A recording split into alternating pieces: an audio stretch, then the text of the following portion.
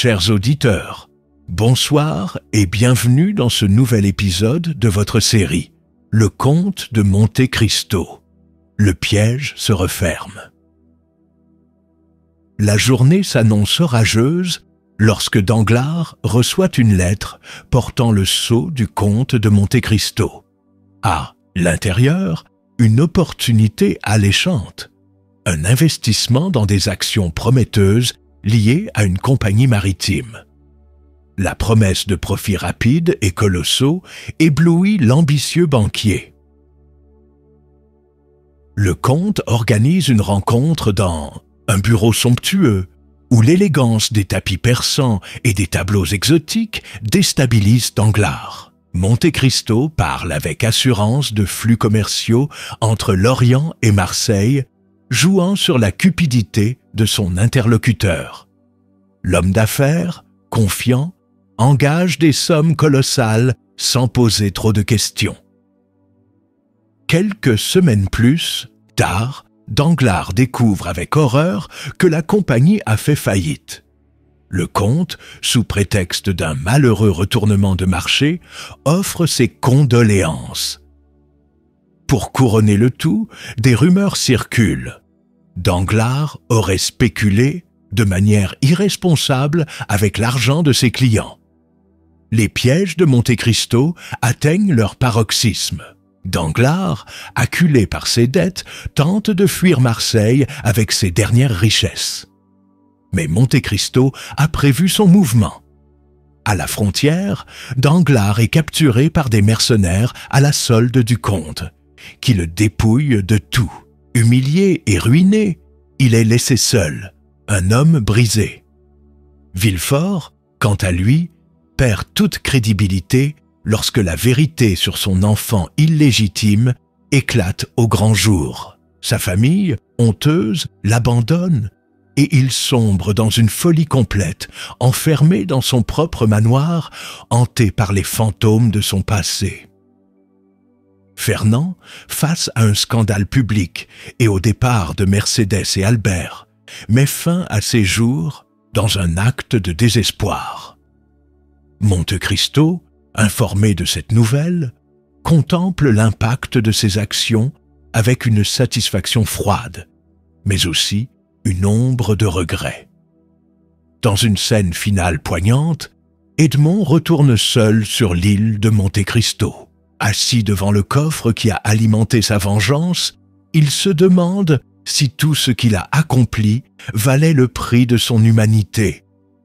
Il murmure à la mer : « Je suis libre, mais à quel prix ?» La panique gagne le banquier. Ses nuits deviennent, hantées par des visions de ruines, et chaque matin apporte son lot de créanciers en colère. Monte Cristo, dans l'ombre, savoure la lente descente aux enfers de cet homme qu'il a subtilement manipulé. Dans son cabinet cossu, Villefort travaille sur un dossier lorsque sa secrétaire lui annonce qu'un certain comte de Monte Cristo souhaite le voir. Le procureur, d'abord méfiant, accepte. Monte Cristo entre calme et imposant, tenant dans ses mains un petit paquet. « Monsieur Villefort, j'ai découvert quelque chose qui pourrait vous intéresser, » dit-il en posant le paquet sur le bureau. À l'intérieur, une vieille lettre jaunie par le temps. Villefort devient livide en la lisant. Elle concerne un enfant qu'il avait abandonné des années auparavant. Le comte évoque l'histoire d'un homme haut placé qui aurait enterré un secret honteux, utilisant des mots voilés mais précis. Villefort, submergé par l'angoisse, nie tout en bloc. Mais Monte Cristo laisse entendre qu'il connaît bien plus qu'il ne dit. Peu après, Villefort commence à recevoir des lettres anonymes, contenant des détails troublants sur cet enfant, disparu. À chaque mot, ses mains tremblent davantage. Le sentiment d'être traqué le consume, et bientôt, il commence à voir des complots partout. Sa famille, sa carrière, tout ce qu'il a construit menace de s'effondrer. À Paris, la réputation de Fernand Mondego devenu comte de Morcerf, semble inébranlable. Mais Monte Cristo connaît les failles dans l'armure de cet homme. Il invite un groupe de notables, dont Fernand, à un dîner somptueux dans son domaine. Lors du repas, il mentionne, comme par hasard, une guerre oubliée en Orient et les trahisons qui s'y sont déroulées. Fernand, piqué au vif, cherche à détourner la conversation. Mais Haydée, la protégée du comte, intervient. Sa voix douce mais ferme interrompt la discussion. « Mon père était un roi, trahi et vendu à ses ennemis. Je connais celui qui a causé notre perte. » L'atmosphère dans la salle se fige. Tous les regards se tournent vers Fernand, qui devient pâle. Monte Cristo, apparemment indifférent, change de sujet. Mais le mal est fait. Quelques jours plus tard, Haydée dépose des preuves accablantes devant un tribunal parisien, révélant la corruption et la trahison de Fernand. La presse s'empare de l'affaire et sa réputation est ruinée. Fernand rentre chez lui, où il trouve Mercédès et leur fils Albert en pleurs. L'homme qu'il était, puissant et respecté, commence à s'effriter, submergé par le poids de son passé. Mercédès, bien qu'épargnée par la vengeance directe de Monte Cristo, est une victime collatérale. Une lettre anonyme lui parvient, contenant une révélation déchirante. Le comte de Monte Cristo est Edmond Dantès, l'homme qu'elle a aimé autrefois et qu'elle croyait mort. Elle se rend au domaine du comte, exigeant des réponses. Dans une salle baignée de lumière tamisée, Edmond lui révèle la vérité. Ses mots sont empreints de douleur et de reproches, évoquant sa trahison involontaire en épousant Fernand. Mercédès, effondrée, s'excuse en larmes, mais Edmond reste distant, masquant ses émotions.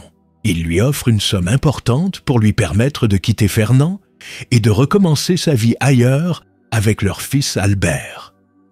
Mercédès, bien que reconnaissante, repart le cœur brisé, réalisant qu'elle a perdu l'amour de sa vie à jamais. Les pièges de Monte Cristo atteignent leur paroxysme.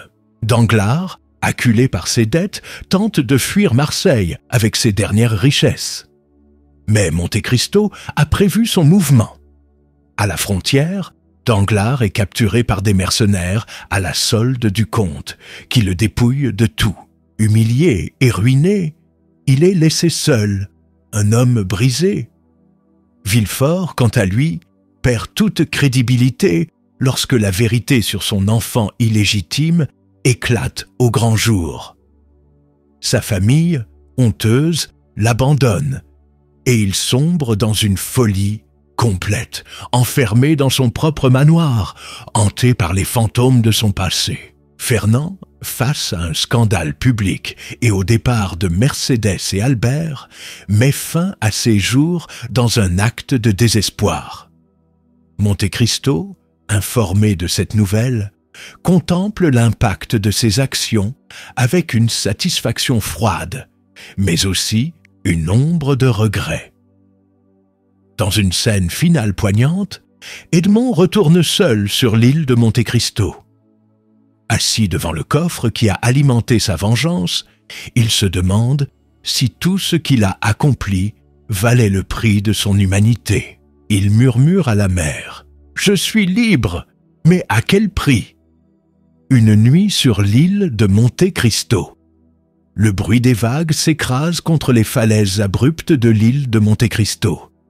Edmond, seul dans la grande salle de la grotte qui abrite son trésor, contemple les pièces d'or et les bijoux étincelants amassés autour de lui. Les flammes vacillantes des torches projettent des ombres sur les parois, créant une danse spectrale autour de l'homme qui a tout sacrifié pour assouvir sa vengeance. Ce lieu, autrefois un sanctuaire d'espoir, lui semble maintenant vide et froid. Le poids de ses actions commence à s'imposer à lui. Il revoit le visage de Mercédès, déformé par les larmes, et se demande si sa vengeance, bien qu'accomplie, n'a pas aussi détruit ce qu'il avait autrefois de plus cher. Une série de flashbacks surgit. Le rire insouciant de Mercédès, les promesses de bonheur qu'il s'était refaites, et enfin, son arrestation injuste. Le contraste entre cet homme jeune et amoureux et celui qu'il est devenu l'assaillit. « Que reste-t-il d'Edmond Dantès ?» murmure-t-il. Pour la première fois, l'idée que sa vengeance ait pu causer plus de mal que de justice l'effleure. L'effondrement de Danglars. À Marseille, Danglars erre dans les rues comme une ombre de lui-même. Sa richesse envolée, il est abandonné par sa famille et ses amis influents. La scène s'ouvre sur lui dans une auberge sordide, comptant ses derniers sous pour payer un maigre repas. Un prêtre entre dans l'auberge, un homme mystérieux avec une capuche sombre couvrant son visage. Il s'assied à la table de Danglars et engage la conversation. Au fil des échanges, Danglars réalise que ce prêtre n'est autre qu'Edmond, le comte de Monte Cristo. Mais ce n'est pas un Edmond triomphant, c'est un homme fatigué, cherchant des réponses à ses propres doutes. « Pourquoi êtes-vous ici ?» demande Danglars, la voix tremblante. « Pour voir si le prix que vous avez payé était juste, » répond Edmond. Dans une série d'aveux déchirants, Danglars exprime ses regrets, non pas pour ses actes, mais pour les conséquences qui ont suivi. Edmond, voyant cet homme réduit à un tas de lamentations, ressent un mélange d'amertume et de pitié. Il laisse Danglars à son sort, mais une graine d'incertitude germe en lui.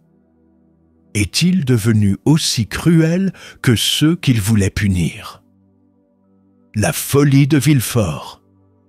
Au manoir des Villefort, les volets sont fermés et l'atmosphère est lourde et oppressante. Villefort, autrefois un homme de pouvoir, est maintenant enfermé dans sa chambre, parlant à des ombres imaginaires. Sa femme et ses enfants l'ont quitté, et il est gardé par un domestique qui craint ses accès de colère. Edmond arrive au manoir, déguisé en médecin, pour voir de ses propres yeux l'état de son ancien ennemi. Dans la pénombre, il trouve un homme brisé, murmurant sans cesse le nom de l'enfant qu'il a abandonné. « Pourquoi êtes-vous venu ?» crie Villefort, reconnaissant le comte. « Pour comprendre ce que la vengeance m'a coûté, » répond Edmond. Villefort, dans un rare moment de lucidité, accuse Edmond d'avoir dépassé les limites de la justice. « Vous avez joué à Dieu, comte, mais Dieu ne punit pas pour satisfaire son propre ego. » Ces mots hantent Edmond alors qu'il quitte la maison. Villefort est un homme détruit, mais le spectre de la morale commence à peser sur le comte. Le pardon de Mercédès.